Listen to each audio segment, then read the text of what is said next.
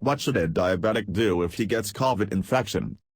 All the infections that were always present like dengue, malaria, typhoid, blood pressure, diabetes, heart disease are all there, and now we have to contend with this new infection which is spreading the world, or that is called infection. In such a situation, what should a diabetic do is, unfortunately, he gets a cold infection. Now, whether you are a strong bodybuilder or you are a lean, weak person, or you have any comorbidities like diabetes or blood pressure, the chances of you getting a COVID infection is exactly the same as a general population. So in a room, if there are 10 people and there are 3 or 4 diabetics, and there is some big strong bodybuilder and some child on, and it's not that the coronavirus will seek out the diabetes and infect that person, so the proneness of infection is exactly the same whether you are a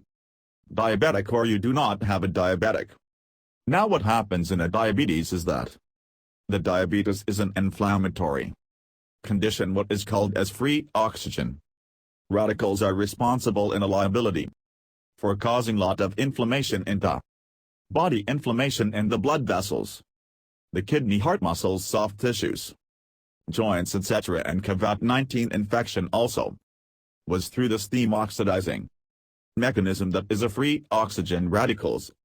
So COVID-19 is also an inflammatory condition causing inflammation primarily in the lungs, but it also causes inflammation in the heart, resulting in myocarditis, in the liver, in the kidneys, in the muscles, and sometimes in the brain also. So if a diabetic get a cold infection, that is double 3 are oxygen radicals which is formed, and therefore the inflammatory reaction is much worse. Diabetes, therefore, it has now been shown that if the HbA1c is high, that is the 3-month mean blood sugar, which is denoted by a single number, if that is high more than 8.5 or more than 9, the prognosis of a COVID infection is much worse. Now again, remember, if COVID infection comes in a spectrum, on one side that is asymptomatic patient, then there is mild, moderate coverage, severe coverage,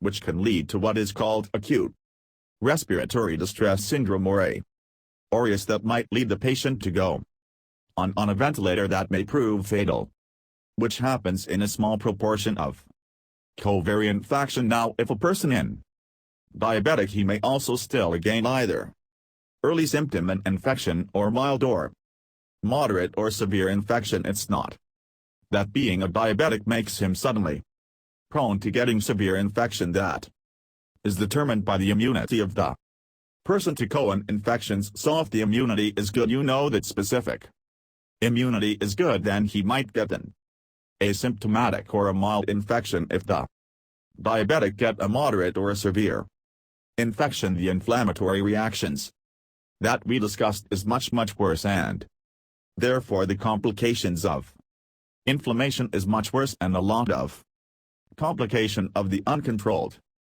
diabetes also, that is high blood sugar, can cause much more bacterial infections or septicemia. And if diabetes has caused some organ damages like kidney damage, early onset kidney damage, or some heart damage, then the complications of renal and target also increases.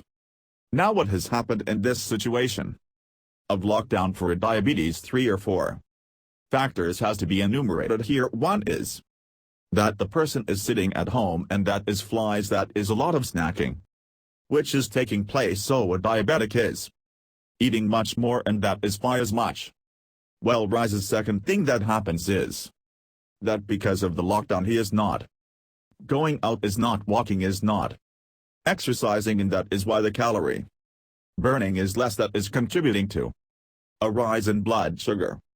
The third thing which I have noticed in some of my patients is that some of the medication is going off the shelf of the chemist, and that is why they are missing the doses, and that's why the blood sugars are rising. And the fourth thing is that they are continuing with the previous habit of checking their blood sugars once a month or once in 2 months, and That's why they are not realizing that the blood sugars are going high and therefore what should a diabetic do in such a situation?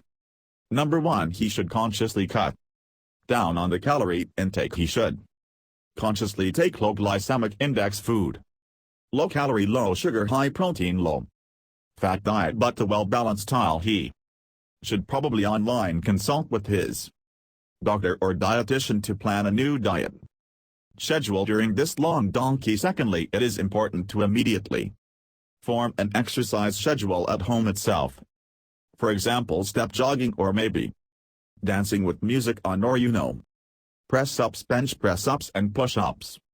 Stair climbing if that's possible in your society, and you can just play a music on your YouTube exercise video and follow the instructions. All that can help. And if you like yoga, you can do yoga, but there is very little calorie burn, so planning a good exercise schedule is very important. The top thing you must do is that almost daily it is alternative. It should check his own blood sugar with his new computer, and if the blood sugar is repeatedly coming more than 150, and especially if it is coming more than 180, he should either online consult his diabetic doctor, or he should try and visit the doctor, and the doctor will readjust the dose so that the blood sugars come back to normal. Now, if the diabetes keeps his blood sugar very well under control, then if unfortunately he gets covered, the complications might be much lower, and probably he might come out safe and sound. There is a very important role of some supplements in Kavla infection.